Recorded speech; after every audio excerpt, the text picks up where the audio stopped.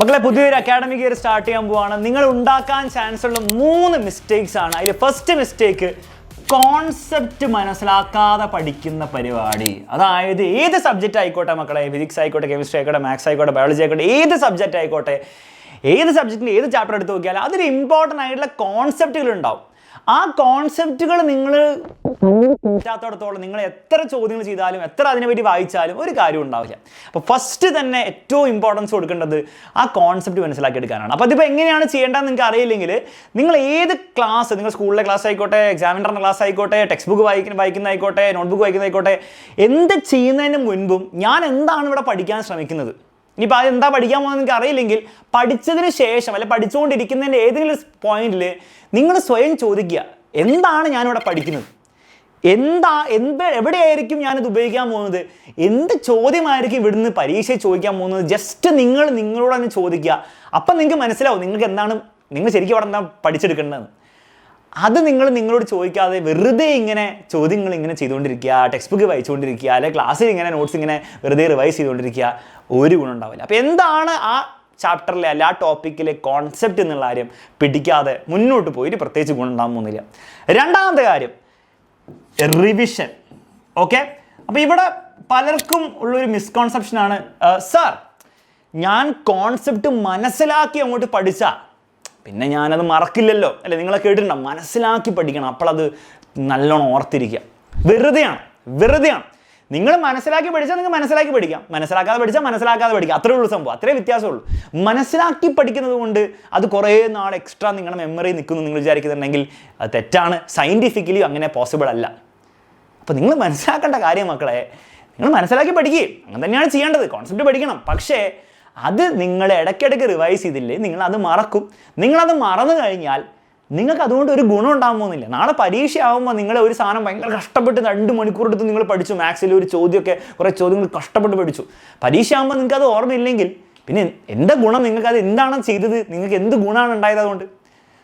അപ്പോൾ അത് എന്ത് ചെറിയ കാര്യത്തിൽ അങ്ങനെ നിങ്ങൾ കോമൺ സെൻസ് വെച്ച് ആലോചിച്ച് കഴിഞ്ഞാൽ നിങ്ങളിപ്പോൾ ഷൂ ലേസ് കെട്ടാൻ പഠിച്ചു, പക്ഷേ നിങ്ങളത് വീണ്ടും ചെയ്യാത്തത് കൊണ്ട് തന്നെ നിങ്ങൾ കുറച്ച് കഴിയുമ്പോൾ മറന്നു പോകുന്നു വിചാരിക്കും. ചിലപ്പോൾ നിങ്ങൾക്ക് ഓർമ്മ ഉണ്ടാവുമായിരിക്കും, പക്ഷേ നിങ്ങൾ മറന്നു പോകുന്നു വിചാരിക്കും. അപ്പോൾ ആരെങ്കിലും പറഞ്ഞു, എടാ നീ നിൻ്റെ ഷൂ ലേസ് സ്വന്തം കെട്ടിക്കുക, അല്ലെ അതൊന്ന് കെട്ടി തന്നെന്ന് പറയുമ്പോഴത്തേക്കും നിങ്ങൾ പറയുകയാണ്, എടാ ഞാനത് പണ്ട് പഠിച്ചതായിരുന്നു പക്ഷേ ഇപ്പം എനിക്ക് ഓർമ്മയില്ല എന്ന് പറഞ്ഞുകൊണ്ട് എന്തെങ്കിലും ഗുണമുണ്ടോ? നിങ്ങൾ എന്ത് പഠിച്ചോ, എന്ത് സ്കില്ല് പഠിച്ചോ, അത് നിങ്ങൾക്ക് വേണ്ട സമയത്ത് ഉപയോഗിക്കാൻ പറ്റണമെങ്കിൽ, അത് തലയിൽ ഉണ്ടായില്ലെങ്കിൽ നിങ്ങൾക്ക് അതുകൊണ്ടൊരു ഗുണവും ചെയ്യുന്നില്ല. അത് സിമ്പിൾ കാര്യം മുതൽ നമ്മുടെ പഠനത്തിൽ വരെ. അപ്പോൾ നിങ്ങൾ കോൺസെപ്റ്റ് മനസ്സിലാക്കിയത് കൊണ്ട് അത് എന്തോ വലിയ എക്സ്ട്രാ നിങ്ങളുടെ തലയിൽ നിൽക്കാനൊന്നും പോകുന്നില്ല. ഡെയിലി അല്ലെ മിനിമം ഒരു 2 ദിവസം കൂടുമ്പോൾ നിങ്ങൾ പഠിച്ച കാര്യങ്ങൾ റിവൈസ് ചെയ്ത് നിങ്ങൾ പോവാതെ നിങ്ങൾക്ക് ആ പഠിച്ചത് കൊണ്ട് ഒരു ഗുണം ഉണ്ടാകാൻ പോകുന്നില്ല. ഇത് വളരെ ക്ലിയർ ആയിട്ട് ഞാൻ പറയുകയാണ്. പലർക്കും ഇത് ഫേസ് ചെയ്തായിരിക്കും. കഴിഞ്ഞ വർഷം നിങ്ങൾ ആലോചിച്ച് നോക്കി, ഫസ്റ്റ് ചാപ്റ്റർ പഠിക്കും, സെക്കൻഡ് ചാപ്റ്റർ പഠിക്കും, തേർഡ് ചാപ്റ്റർ പഠിക്കും, ഫോർത്ത് ചാപ്റ്റർ പഠിക്കും, ഫസ്റ്റ് ചാപ്റ്റർ ഫുള്ള് മറക്കുന്നു, അല്ലേ? ഫുള്ള് മാർക്കും. പിന്നെ ടെക്സ്റ്റ് ബുക്ക് കൊടുക്കുമ്പോൾ ഒന്നും അറിയില്ല. അപ്പോൾ പിന്നെ എന്തിനാണ് നിങ്ങൾ അവിടെ പഠിച്ചത്? ഫസ്റ്റ് ചാപ്റ്റർ വെറുതെ ആയിപ്പോയി. അപ്പോൾ റിവിഷൻ എക്സ്ട്രീംലി ഇമ്പോർട്ടൻ്റ് ആണ്. മൂന്നാമത്തെ കാര്യമാണ് മക്കളെ, എല്ലാവർക്കും ഉള്ള പ്രശ്നം സോഷ്യൽ മീഡിയ ഡിസ്ട്രാക്ഷൻ. ഇതിപ്പോൾ എന്ത് ചെയ്യും സാർ? സോഷ്യൽ മീഡിയ എന്തിനാണ് ഡിസ്ട്രാക്ഷൻ എന്ന് വിളിക്കുന്നത്? നമ്മളതിനെ ഇൻസ്റ്റാഗ്രാമും യൂട്യൂബ് ഷോർട്സും റീൽസും എന്തിനാണ് ഡിസ്ട്രാക്ഷൻ വിളിക്കുന്നത്? എന്താണ് ഡിസ്ട്രാക്ഷൻ അർത്ഥം? അതായത് ഡിസ്ട്രാക്ഷൻ എന്ന് പറഞ്ഞാൽ നമ്മൾ എന്തോ കാര്യം ചെയ്യാൻ നോക്കുന്നു, അതിൽ നിന്ന് നമ്മളെ പിന്തിരിപ്പിക്കാൻ, അല്ലെ അതിൽ നിന്ന് വേറെ പാതിലേക്ക് പോകുന്നതിനാണ് നമ്മൾ ഡിസ്ട്രാക്ഷൻ എന്ന് വിളിക്കുക. എന്തോ നമുക്ക് ചെയ്യാനുണ്ട്, അതെല്ലാം നമ്മൾ ചെയ്യുന്നെങ്കിൽ നമ്മൾ പറയും നമ്മൾ ഡിസ്ട്രാക്റ്റഡ് ആണെന്ന് പറയുന്നത്. അപ്പോൾ ഓൾറെഡി നിങ്ങൾക്ക് അറിയാം നിങ്ങളുടെ മെയിൻ ഡ്യൂട്ടി പഠിക്കുകയാണ്. അതിൽ ഈ സോഷ്യൽ മീഡിയ ഒക്കെ എന്താണ്, ഒരു ലിമിറ്റിൻ്റെ അപ്പുറം പോയാൽ അത് ഡിസ്ട്രാക്ഷൻ ആണെന്ന് നിങ്ങൾക്ക് അറിയാം. അപ്പോൾ ആ ബോധ്യം നിങ്ങൾക്കുണ്ട്, പക്ഷെ അത് കൺട്രോൾ ചെയ്യാൻ പറ്റുന്നില്ല. അപ്പം അതിന് ഞാൻ കുറേ ഉപദേശം ചെയ്യാൻ പറ്റുന്നില്ല. നിങ്ങൾ സോഷ്യൽ മീഡിയ ഇൻസ്റ്റാൾ ചെയ്യുമ്പോൾ ഇൻസ്റ്റാഗ്രാം ഡിലീറ്റ് ചെയ്യണം എന്നൊന്നും ഞാൻ തൽക്കാലം പറയുന്നില്ല. അതൊക്കെ നമുക്ക് എക്സാമിൻ്റെ അടുത്തേക്ക് വരുമ്പോഴേ അങ്ങനത്തെ ഡ്രാസ്റ്റിക് ആയിട്ട് മെഷേഴ്സ് ചെയ്യുന്നുള്ളൂ. അല്ലെങ്കിൽ അതൊന്നും കാര്യമില്ല, നിങ്ങൾ അൺഇൻസ്റ്റാൾ ചെയ്യും ഞാൻ പറഞ്ഞിട്ട് ചിലപ്പം, പക്ഷേ അടുത്ത ദിവസം 2 ദിവസം കഴിയുമ്പോൾ നിങ്ങൾ വീണ്ടും ഇൻസ്റ്റാൾ ചെയ്യും. പക്ഷേ അതെങ്ങനെ കൺട്രോൾ ചെയ്യാമെന്ന് മനസ്സിലാക്കുക. ഏറ്റവും സിമ്പിൾ വഴി എന്താണ്? ടൈം ലിമിറ്റ് സെറ്റ് ചെയ്യാം. ഡെയിലി ഒരു ടൈം ലിമിറ്റ് സെറ്റ് ചെയ്യും. ഞാൻ ഇന്ന് മുതൽ ഞാൻ 20 മിനിറ്റ് എല്ലാ ദിവസവും ഉപയോഗിക്കുള്ളൂ, 20 മിനിറ്റ് ഫുള്ള് ഉപയോഗിച്ചോ. അപ്പോൾ അങ്ങനെ ഉപയോഗിക്കുമ്പോൾ നിങ്ങൾക്ക് അതിൽ തന്നെ അനാവശ്യമായിട്ട്, ഇപ്പോൾ ഇൻസ്റ്റാഗ്രാം ഉപയോഗിക്കുമ്പോഴും പോലും നമ്മൾ ഇൻഎഫിഷ്യൻ്റ് ആയിട്ട് ഉപയോഗിക്കാറുണ്ടല്ലേ, വെറുതെ നമ്മൾ സമയം കളയാറുണ്ട്. അപ്പോൾ ഇത് ഉപയോഗിക്കുമ്പോൾ കുറച്ചും കൂടി നിങ്ങൾ ഫോക്കസ്ഡ് ആയിട്ട് ഉപയോഗിക്കും, കാരണം 20 മിനിറ്റ് അല്ലേ ഉള്ളൂ. അപ്പോൾ അങ്ങനെ ഒരു ടൈം ലിമിറ്റ് വെക്കാം. രണ്ടാമത്തെ കാര്യം, നിങ്ങൾ വേറെ എന്തെങ്കിലും കാര്യങ്ങൾ കണ്ടുപിടിക്കുക ജീവിതത്തിൽ ചെയ്യാൻ. എന്തുകൊണ്ടാണ് നമ്മളിപ്പോൾ ഇൻസ്റ്റഗ്രാമും അതുപോലെ യൂട്യൂബിൽ ഇങ്ങനെ കണ്ടിരിക്കുന്നത്? വേറെ ഒന്നും ലൈഫിൽ ചെയ്യാനില്ലാത്തതുകൊണ്ടായിരിക്കും. ഒന്നെങ്കിൽ പഠിത്തം അല്ലേ ഇത്. അപ്പോൾ നെറ്റോട് ഇപ്പോൾ ഇതായതുകൊണ്ട് അത് ചെയ്യുന്നു. അപ്പോൾ എന്തെങ്കിലും ഹോബീസ്, എന്തെങ്കിലും കാര്യങ്ങൾ കണ്ടെത്തുക.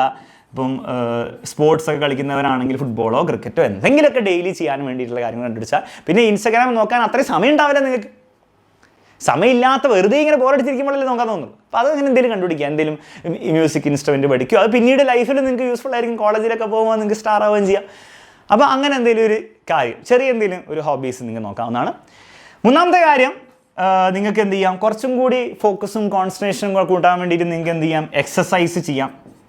അപ്പം അതൊക്കെ ചെയ്ത് കഴിയുമ്പോൾ മിക്ക സമയത്തും നമുക്ക് എന്താണ് ഒരു ബോർഡം വരുമ്പോഴാണ്, അല്ലെ പഠനത്തിലൊന്നും കാര്യത്തിലൊന്നും ഫോക്കസ് കിട്ടാത്തപ്പോഴാണ് നമ്മൾ ഈ ഫോക്കസ് ഏറ്റവും ആവശ്യമില്ലാത്ത പരിപാടിയാണല്ലോ ഈ ഇൻസ്റ്റാഗ്രാം നോക്കുക, അല്ലെ ഇങ്ങനെ സ്ക്രോൾ ചെയ്യുക. ബേസിക്കലി ഇൻസ്റ്റാഗ്രാം നോക്കണമെന്നില്ല, എന്ത് ആപ്പ് എടുത്തിട്ട് സ്ക്രോൾ ചെയ്യുക എന്ന് പറഞ്ഞാൽ ഫോക്കസിൻ്റെ ആവശ്യമില്ല. വെറുതെ ഇങ്ങനെ പോയാൽ മതി. പറഞ്ഞാൽ ഇഷ്ടപ്പെട്ടില്ല അടുത്ത് പോകാം, വർഷം അടുത്തായിട്ട് പോകാം.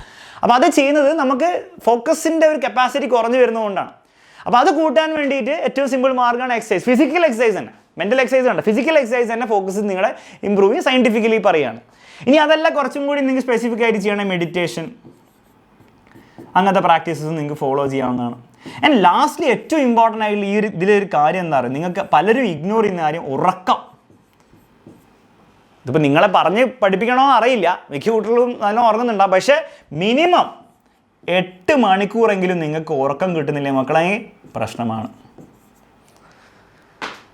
ഉറക്കം കിട്ടിയില്ലെങ്കിൽ നിങ്ങൾക്ക് പഠനത്തിൽ കോൺസെൻട്രേറ്റ് ചെയ്യാൻ പറ്റില്ല, റിവിഷൻ ചെയ്യാൻ ഒന്നും കോൺസെൻട്രേഷൻ കിട്ടില്ല, നിങ്ങളുടെ ഫുൾ ഡിസ്ട്രാക്റ്റഡ് ആയിരിക്കും മനസ്സ്. എൻ്റെ കേസിൽ അങ്ങനെ തന്നെയാണ്. ഒരു ദിവസം എനിക്ക് അറിയാണ്ട് ഉറക്കം കുറഞ്ഞു പോയാലും ഇപ്പോൾ 8 മണിക്കൂറിൻ്റെ കൂടെ ഞാൻ 7 മണിക്കൂർ ഉറങ്ങുള്ളൂ. പക്ഷേ 8 മണിക്കൂർ ഉറങ്ങണം, അതാണ് ഹെൽത്തി ആയിരിക്കും. പക്ഷെ അത് ഒരു 5.5 മണിക്കൂറായി പോയി കഴിഞ്ഞാൽ എൻ്റെ അടുത്ത ദിവസം വേസ്റ്റാണ്. പിന്നെ ഞാനും നിങ്ങളെ പോലെ തന്നെയാണ്, യൂട്യൂബ് ഇങ്ങനെ വെറുതെ ഷോർട്സ് നോക്കിക്കൊണ്ടിരിക്കും, ഇൻസ്റ്റാഗ്രാം നോക്കിക്കൊണ്ടിരിക്കും, ഒന്നും ചെയ്യാൻ തോന്നില്ല. അപ്പോൾ അത് ഏറ്റവും ഫണ്ടമെൻ്റൽ ആയിട്ടുള്ള കാര്യമാണ്. അപ്പോൾ ഉറക്കം പ്രോപ്പറായി കിട്ടുന്നുണ്ടെന്ന് നോക്കുക. പിന്നെ 10-11 മണിക്കൂർ ഉറങ്ങാമെന്ന് ഞാൻ എൻകറേജ് ചെയ്യില്ല. 8 മണിക്കൂർ ഡീസൻ്റാണ് എനിക്ക് പരിപാടി ചെയ്യാം. ക്ലിയർ ആണല്ലോ? അപ്പോൾ ഈ കാര്യങ്ങളൊന്ന് ശ്രദ്ധിക്കുക. വളരെ ബേസിക് ആയിട്ടുള്ള കാര്യങ്ങളാണ്. പക്ഷേ പലരും ഇത് കുറയുമ്പോൾ മറന്നു പോകും. അപ്പോൾ അതുകൊണ്ടാണ് ഫസ്റ്റ് തന്നെ അങ്ങോട്ട് ഓർമ്മിപ്പിക്കുന്നത്. യൂസ്ഫുൾ ആയെങ്കിൽ തീർച്ചയായിട്ടും നിങ്ങളുടെ ഫ്രണ്ട്സിന് ഷെയർ ചെയ്യുക, ലൈക്ക് ചെയ്യുക, കമൻറ്റ് ബോക്സിൽ ഒരു കമൻറ്റ് ഇടുക. മറ്റൊന്നും പറയാനില്ല. Bye bye and take care.